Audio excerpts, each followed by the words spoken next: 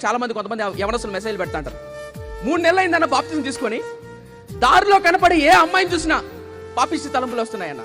3 నెలలు అయిందన్న బాప్తిజం తీసుకొని నా వల్ల కావట్లేదన్న, బూతు బొమ్మలకు సినిమాలకు ఎడిక్ట్ అయిపోయానన్న, చేత కావట్లేదన్న. ఇదే మాట చెప్పా.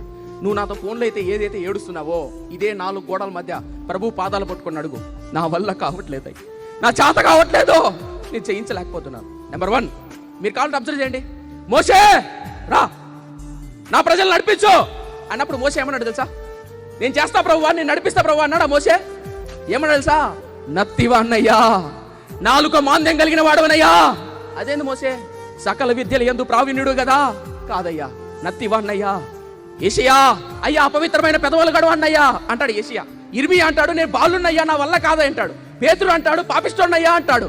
గుర్తుపెట్టుకోండి, ఆది కాండం నుంచి ప్రకటన గ్రంథం వరకు ఏ వ్యక్తినైనా దేవుడు వాడుకున్నాడంటే వాళ్ళు బలహీనులుగా గుర్తించారు.